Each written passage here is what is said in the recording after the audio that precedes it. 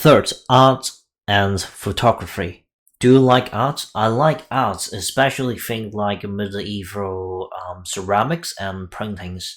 I really enjoy looking at them, particularly when someone explains their history. For example, I once visited the Museums of Modern Art in New York City, where a guide delved into Van Gogh's The Starry Night. His explanation impressed me a lot and helped me appreciate the painting more deeply. I think artwork like this are an important part of human civilizations because when we talk about values, not everything can be measured in money. Some artistic values is simply priceless. Do you think art classes are necessary? I think art classes are quite important. Subjects like painting and sculpture help students understand that life is about more than just material success or high standards of living.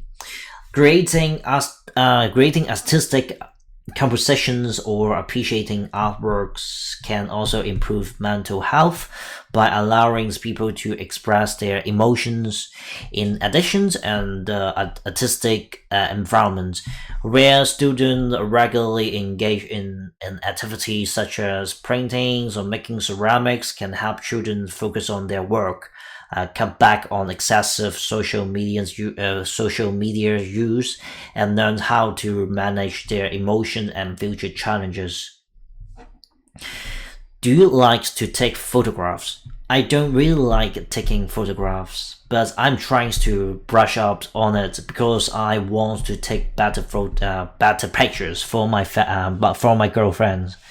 Since she often tell me off about it, I think photography skills can be quite useful in general. If you want to be more attractive or confident socially, being able to take good photo can help. As many people appreciate it, it's also a good way to create valuable memories when traveling. How often do you take photographs?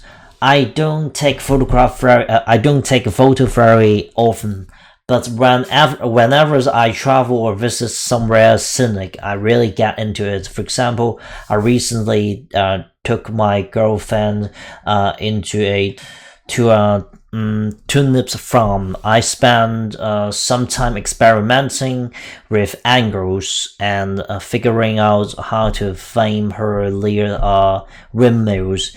And fortunately, the lighting was just right that day. She was happy with the result, which makes it all worthwhile. So although I don't photograph frequently, each time feel like a small personal challenge. Do you prefer to take photo with a phone or with a camera? Definitely my phone.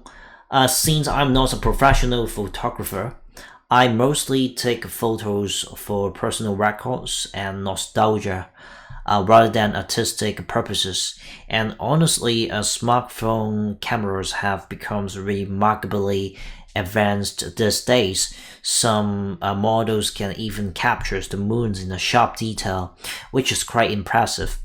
On top of that, having it in my pocket at all times make it far more practical than lugging around a dedicated camera. Do you like looking at photograph of yourself? When I was young, not really. I was pretty self conscious and a bit awkward in front of the camera.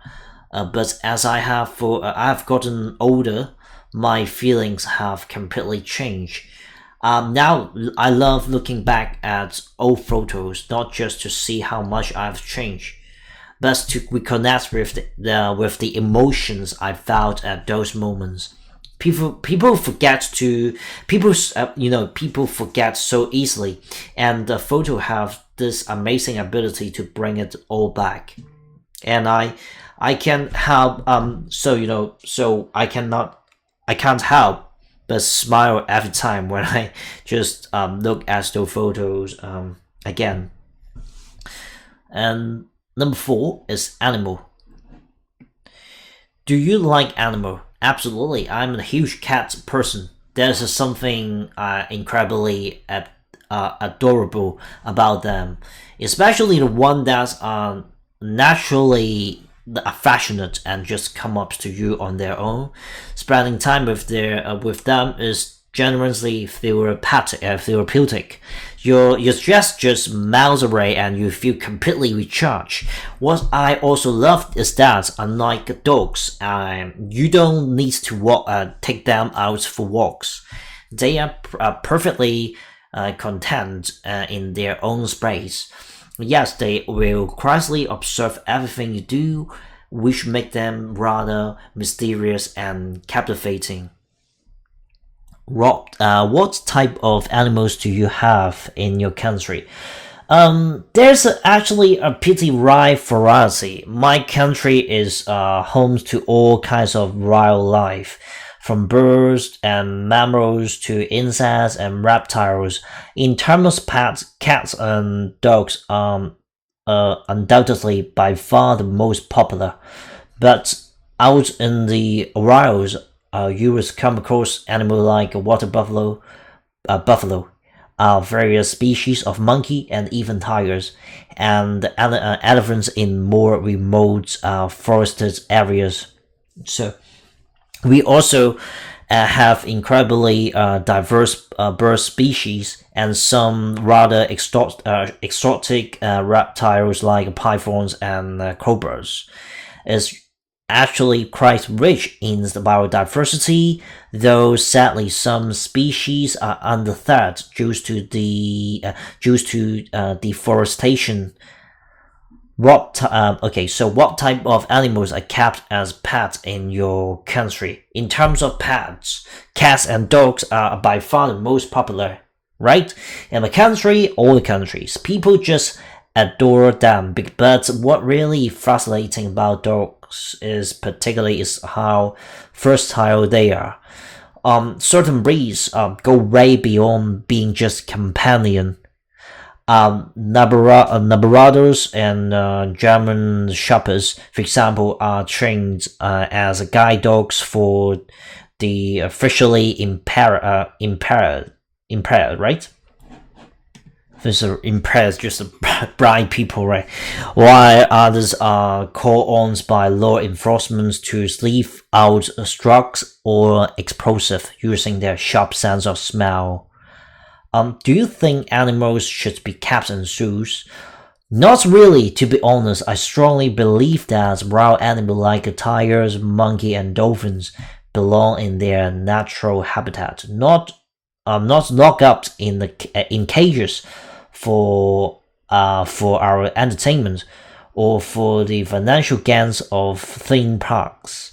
What even more troubling is that some of these animals are forced to perform tricks, and that's just feel deeply worn to me. They haven't done anything to deserve that. It's essentially like locking an innocent creature in prison for life. Should dogs be left in the house alone while their owner are at work? For most part, I think it's fine to. I think this is fine to leave dogs at home while their owners are at work. After all, people have bills to pay and can't always be around. The house is generally the safest environment for them anyway. Now, some might argue that certain breeds, one that aren't particularly intelligent or well trained, could cause damage or get into trouble when left unsupervised. But I think as long as the dog has been properly trained and has enough space and stimulation, it really shouldn't be too much of an issue.